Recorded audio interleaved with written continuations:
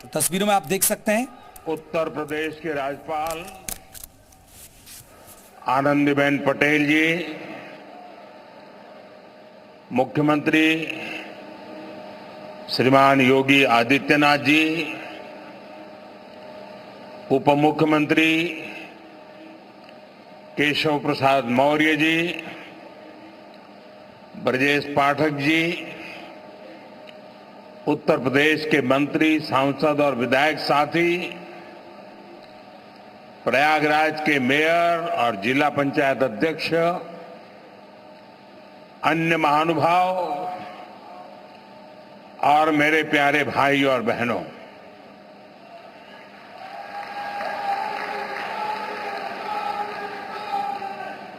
प्रयागराज में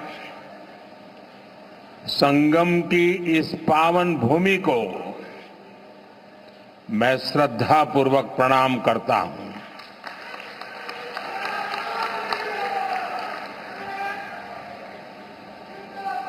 महाकुंभ में पधार रहे सभी साधु संतों को भी नमन करता हूं। महाकुंभ को सफल बनाने के लिए दिन रात परिश्रम कर रहे कर्मचारियों का, श्रमिकों और सफाई कर्मियों का मैं विशेष रूप से अभिनंदन करता हूं। विश्व का इतना बड़ा आयोजन, हर रोज लाखों श्रद्धालुओं के स्वागत और सेवा की तैयारी, लगातार 45 दिनों तक चलने वाला महायज्ञ, एक नया नगर बसाने का महाअभियान प्रयागराज की इस धरती पर एक नया इतिहास रचा जा रहा है।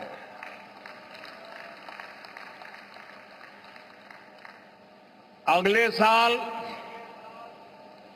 महाकुंभ का आयोजन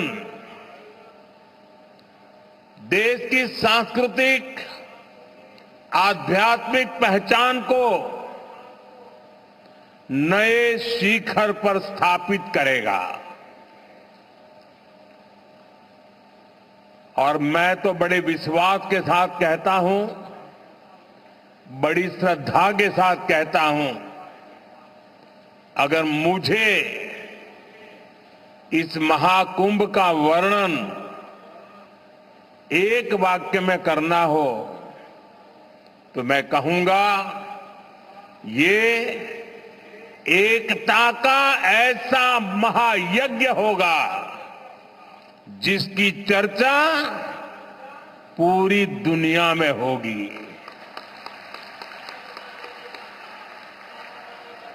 मैं इस आयोजन की भव्य और दिव्य सफलता की आप सभी को शुभकामनाएं देता हूं। साथियों, हमारा भारत पवित्र स्थलों और तीर्थों का देश है।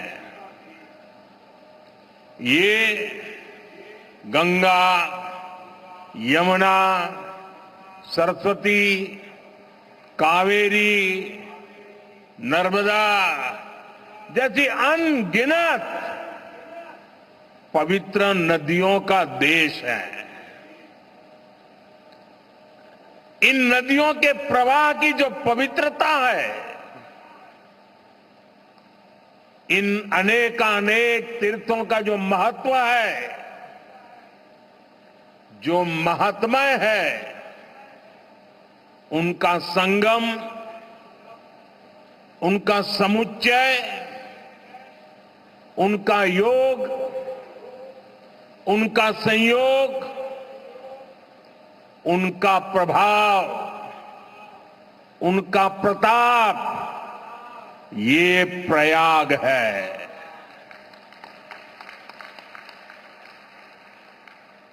ये केवल 3 पवित्र नदियों का ही संगम नहीं है।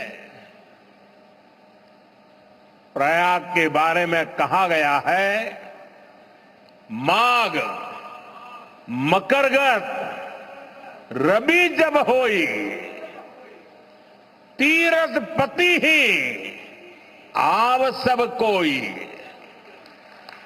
अर्थात जब सूर्य मकर में प्रवेश करते हैं, सभी दैवीय शक्तियां, सभी तीर्थ, सभी ऋषि, महर्षि, मनीषी प्रयाग में आ जाते हैं।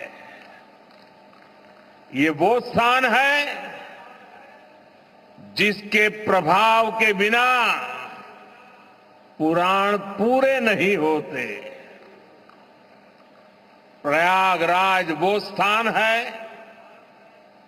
जिसकी प्रशंसा वेद की ऋचाओं ने की है। भाइयों बहनों, प्रयाग वो है जहां पग पग पर पवित्र स्थान है, जहां पग पग पर पुण्य क्षेत्र है। त्रिवेणीम माधवम सोमम भरद्वाजम च वासुकिम वंदे अक्षयवटम शेषम प्रयागम तीर्थनायकम।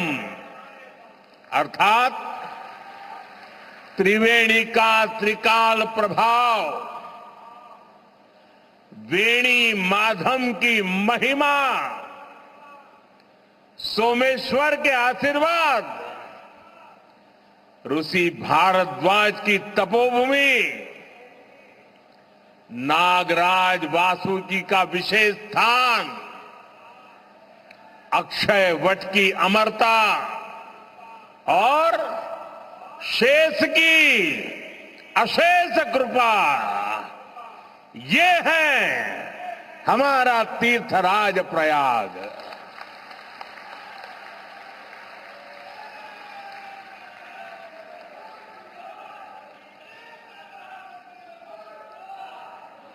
तीर्थराज प्रयाग यानी चारी पदार्थ भरा भंडारू, पुण्य प्रदेश देश अति चारू। अर्थात जहां धर्म, अर्थ, काम, मोक्ष चारों पदार्थ सुलभ है, वो प्रयाग है। प्रयागराज केवल एक भौगोलिक भूखंड नहीं है, ये एक आध्यात्मिक अनुभव क्षेत्र है। ये प्रयाग और प्रयाग के लोगों का ही आशीर्वाद है कि मुझे इस धरती पर बार बार आने का सौभाग्य मिलता है।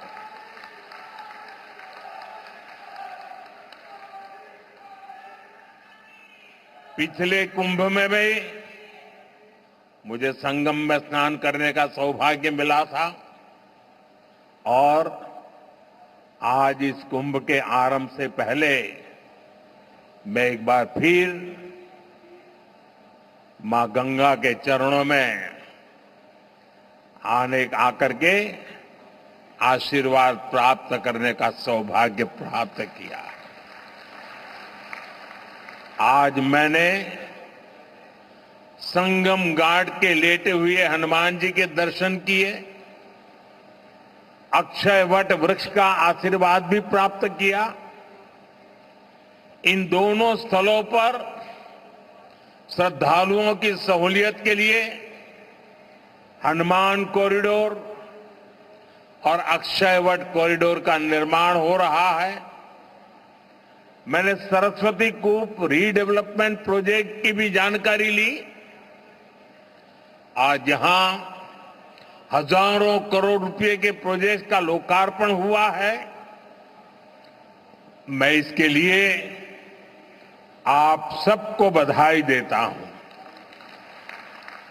साथियों, महाकुंभ हजारों वर्ष पहले से चली आ रही हमारे देश की सांस्कृतिक आध्यात्मिक यात्रा का पुण्य और जीवंत प्रतीक है।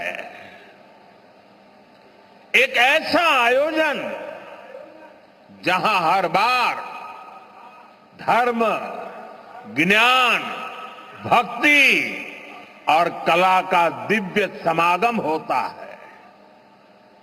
हमारे यहां कहा गया है, दश तीर्थ सहस्त्राणि तीस्र कोट्यस्तथा अपराहा सम आगच्छन्ति माध्यातु प्रयागे भरतर्षभ।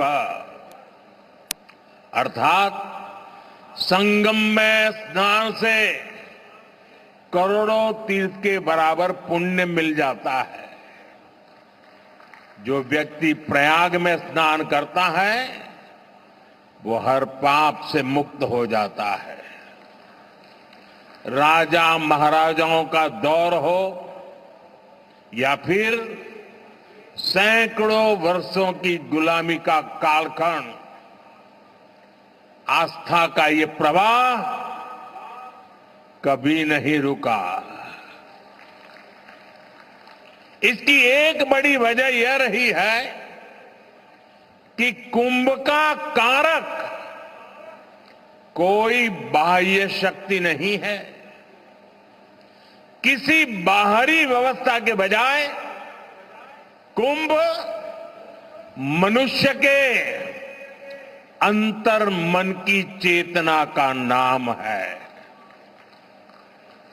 ये चेतना स्वतः जागृत होती है।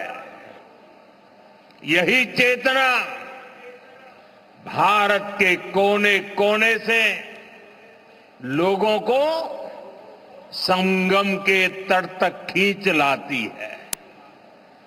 गांव, कस्बों, शहरों से लोग प्रयागराज की ओर निकल पड़ते हैं। सामूहिकता की ऐसी शक्ति, ऐसा समागम शायद ही कहीं और देखने को मिले। यहां आकर संत, महंत, ऋषि, मुनि, ज्ञानी, विद्वान, सामान्य मानवी सब एक हो जाते हैं। सब एक साथ त्रिवेणी में डुबकी लगाते हैं। यहां जातियों का भेद खत्म हो जाता है, संप्रदायों का टकराव मिट जाता है। करोड़ों लोग एक ध्येय, एक विचार से जुड़ जाते हैं। इस बार भी महाकुंभ के दौरान यहां अलग अलग राज्यों से करोड़ों लोग जुटेंगे। उनकी भाषा अलग होगी, जातियां अलग होगी, मान्यताएं अलग होगी, लेकिन संगम नगरी में आकर वो सब एक हो जाएंगे। और इसलिए मैं फिर एक बार कहता हूं, ये महाकुंभ एकता का महायज्ञ है, जिसमें हर तरह के भेदभाव की आहुति दी जाती है। यहां संगम में डुबकी लगाने वाला हर भारतीय एक भारत श्रेष्ठ भारत की अद्भुत तस्वीर प्रस्तुत करता है। साथियों, महाकुंभ की परंपरा का सबसे अहम पहलू ये है कि इस दौरान देश को दिशा मिलती है। कुंभ के दौरान संतों के वाद में, संवाद में, सार्थार्थ में,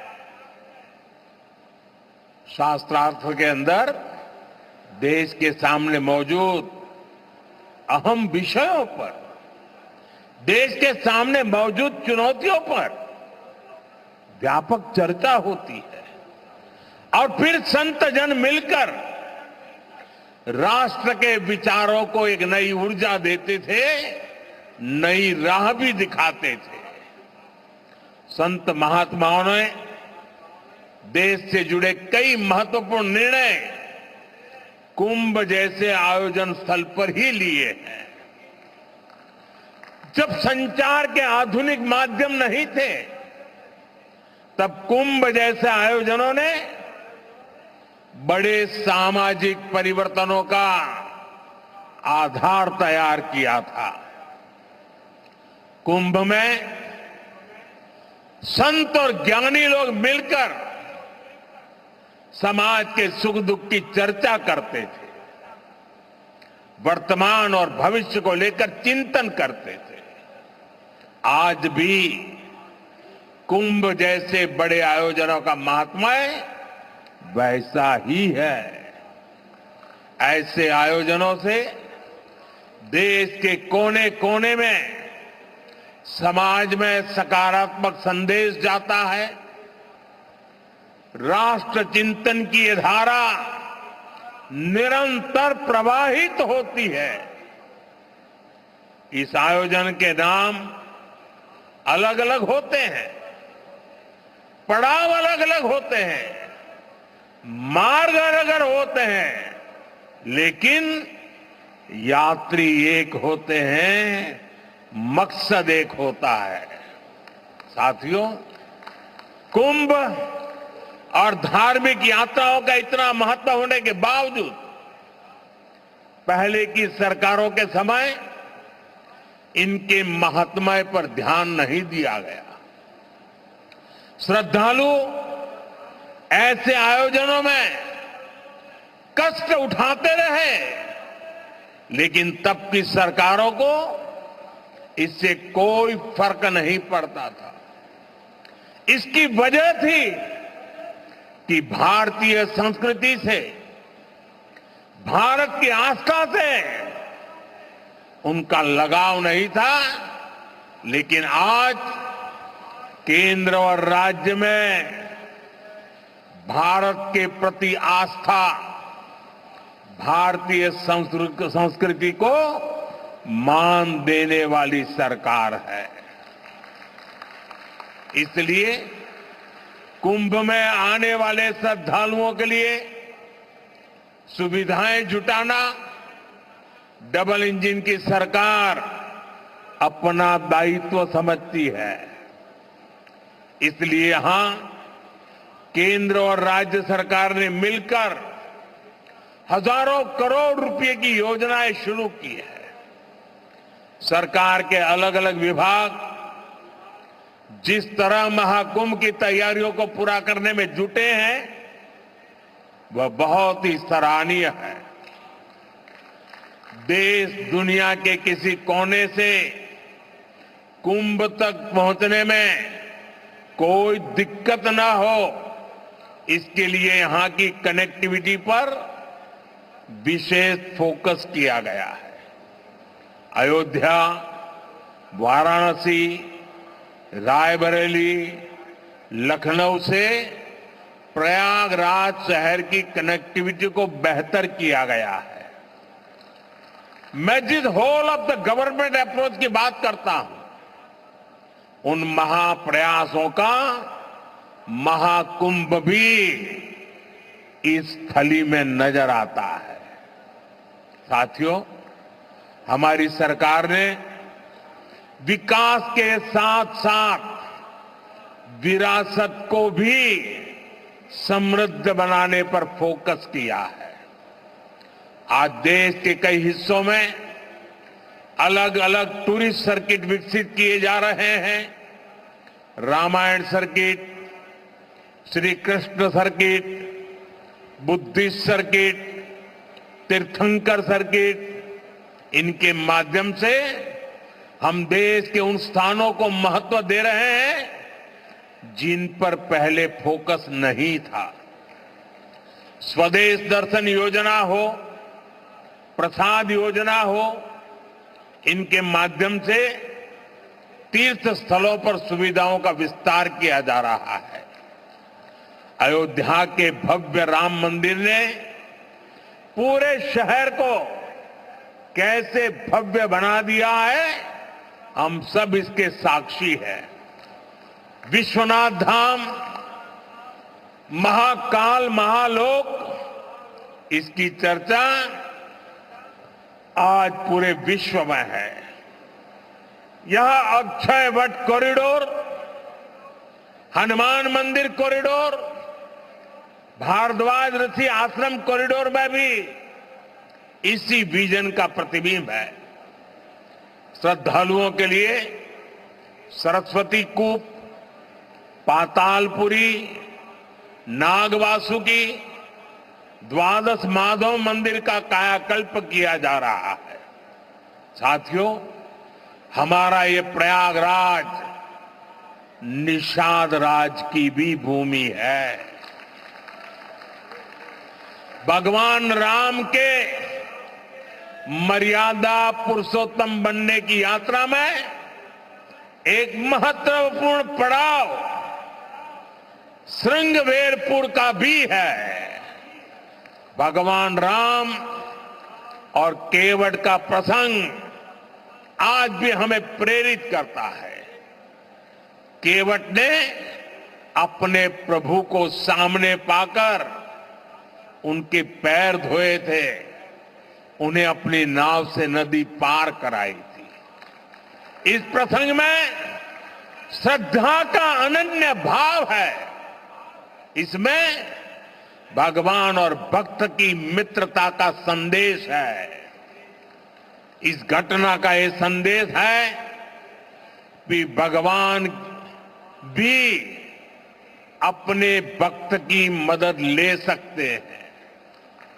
प्रभु श्री राम और निषाद राज की इसी मित्रता के प्रतीक के रूप में श्रृंगवेरपुर धाम का विकास किया जा रहा है। भगवान राम और निषाद राज की प्रतिमा भी आने वाली पीढ़ियों को समता और समरसता का संदेश देती रहेगी। साथियों, कुंभ जैसे भव्य और दिव्य आयोजन को सफल बनाने में स्वच्छता की बहुत बड़ी भूमिका है। महाकुंभ की तैयारियों के लिए नमामि गंगे कार्यक्रम को तेजी से आगे बढ़ाया गया है।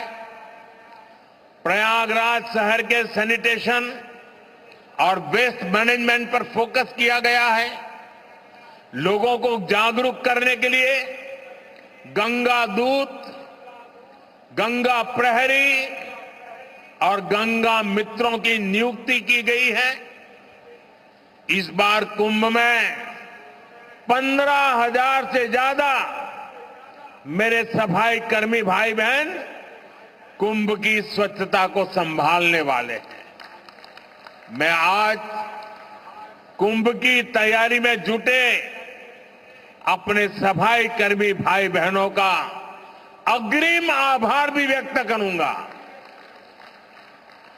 करोड़ों लोग यहां पर जिस पवित्रता, स्वच्छता, आध्यात्मिकता के साक्षी बनेंगे, वो आपके योगदान से ही संभव होगा। इस नाते यहां हर श्रद्धालु के पुण्य में आप भी भागीदार बनेंगे। जैसे भगवान कृष्ण ने झूठे पत्तल उठाकर संदेश दिया था, कि हर काम का महत्व है, वैसे ही आप भी अपने कार्यों से इस आयोजन की महानता को और बड़ा करेंगे। ये आप ही हैं जो सुबह सबसे पहले ड्यूटी पर लगते हैं और देर रात तक आपका काम चलता रहता है। 2019 में भी कुंभ आयोजन के समय यहां की स्वच्छता की बहुत प्रशंसा हुई थी। जो लोग हर 6 वर्ष पर कुंभ या महाकुंभ में स्नान के लिए आते हैं, उन्होंने पहली बार इतनी साफ सुंदर व्यवस्था देखी थी। इसलिए आपके पैर धुलकर मैंने अपनी कृतज्ञता दिखाई थी। हमारे स्वच्छता कर्मियों के पैर धोने से मुझे जो संतोष मिला था, वो मेरे लिए जीवन भर का यादगार अनुभव बन गया है। साथियों, कुंभ से जुड़ा एक और पक्ष है जिसकी चर्चा उतनी नहीं हो पाती। ये पक्ष है कुंभ से आर्थिक गतिविधियों का विस्तार। हम सभी देख रहे हैं कैसे कुंभ से पहले इस क्षेत्र में आर्थिक गतिविधियों में तेजी आ रही है। लगभग 1.5 महीने तक संगम किनारे एक नया शहर बसा रहेगा, जहां हर रोज लाखों की संख्या में लोग आएंगे। पूरी व्यवस्था बनाए रखने के लिए प्रयागराज में बड़ी संख्या में लोगों की जरूरत पड़ेगी। 6,000 से ज्यादा हमारे नाविक साथी, हजारों दुकानदार साथी, पूजा पाठ और स्नान ध्यान कराने में मदद करने वाले सभी का काम बहुत बढ़ेगा। यानी यहां बड़ी संख्या में रोजगार के अवसर तैयार होंगे। सप्लाई चेन को बनाए रखने के लिए व्यापारियों को दूसरे शहरों से सामान मंगाने पड़ेंगे। प्रयागराज कुंभ का प्रभाव आसपास के जिलों पर भी पड़ेगा। देश के दूसरे राज्यों से आने वाले श्रद्धालु ट्रेन या विमान की सेवाएं लेंगे। इससे भी अर्थव्यवस्था में गति आएगी। यानी महाकुंभ से सामाजिक मजबूती तो मिलेगी ही, लोगों का आर्थिक सशक्तिकरण भी होगा। साथियों, महाकुंभ 2025 का आयोजन जिस दौर में हो रहा है, वो टेक्नोलॉजी के मामले में पिछले आयोजन से बहुत आगे है। आज पहले की तुलना में कई गुना ज्यादा लोगों के पास स्मार्टफोन है। 2013 में डेटा आज की तरह सस्ता नहीं था। आज मोबाइल फोन में यूजर फ्रेंडली एप्स हैं, जिसे कम जानकार व्यक्ति भी उपयोग में ला सकता है। थोड़ी देर पहले अभी मैंने कुंभ सहायक चैटबॉट को लॉन्च किया है। पहली बार कुंभ आयोजन में एआई, आर्टिफिशियल इंटेलिजेंस और चैटबॉट का प्रयोग होगा। एआई चैटबॉट 11 भारतीय भाषाओं में संवाद करने में सक्षम है। मेरा ये भी सुझाव है कि डेटा और टेक्नोलॉजी के इस संगम से ज्यादा लोगों को जोड़ा जाए। जैसे महाकुंभ से जुड़ी फोटोग्राफी कंपटीशन का आयोजन किया जा सकता है। महाकुंभ को एकता के महायज्ञ के रूप में दिखाने वाली फोटोग्राफी की प्रतियोगिता रखी जा सकते हैं। इस पहल से युवाओं में कुंभ का आकर्षण बढ़ेगा। कुंभ में आने वाले ज्यादातर श्रद्धालु इसमें हिस्सा लेंगे। जब ये तस्वीरें सोशल मीडिया पर पहुंचेगी तो कितना बड़ा कैनवास तैयार होगा, इसकी कल्पना नहीं कर सकते। इसमें कितने रंग, कितनी भावनाएं मिलेंगी, ये गिन पाना मुश्किल होगा। आप आध्यात्म और प्रकृति से जुड़ी किसी प्रतियोगिता का आयोजन भी कर सकते हैं। साथियों, आज देश एक साथ विकसित भारत के संकल्प की तरफ तेजी से बढ़ रहा है। मुझे विश्वास है कि इस महाकुंभ से निकली आध्यात्मिक और सामूहिक शक्ति हमारे इस संकल्प को और मजबूत बनाएगी। महाकुंभ स्नान ऐतिहासिक हो, अविस्मरणीय हो, मां गंगा, मां यमुना और मां सरस्वती की त्रिवेणी से मानवता का कल्याण हो, हम सबकी यही कामना है। संगम नगरी में आने वाले हर श्रद्धालु को मैं शुभकामनाएं देता हूं। आप सबका भी मैं हृदय से बहुत बहुत धन्यवाद करता हूं। मेरे साथ बोलिए, भारत माता की, भारत माता की, भारत माता की, गंगा माता की, गंगा माता की, गंगा माता की। बहुत बहुत धन्यवाद। बहुत बहुत धन्यवाद, साधुवाद माननीय प्रधानमंत्री जी, आपके इस प्रेरणादायी उद्बोधन के लिए। माँ गंगा हम सबको इतनी सामर्थ्य दें कि जिस तरह से भव्यता के साथ, दिव्यता के साथ इस डिजिटल कुंभ, महाकुंभ 2025 को आपने सोचा है, हम सब उसको वैसे संपन्न कराने में सक्षम हो सके। आपका आशीर्वाद, आपका मार्गदर्शन जरूर हम सबका मार्ग प्रशस्त करेगा। बहुत बहुत आभार। तो प्रधानमंत्री को आप सुन रहे थे, जिन्होंने प्रयागराज में आज जनसभा को संबोधित किया और औपचारिक आज शुभारंभ हो चुका है महाकुंभ 2025 का। क्या क्या सुविधाएं रहेंगी, किस तरीके से दिव्य और भव्य रहने वाला है ये महाकुंभ, इसका भी उन्होंने जिक्र किया।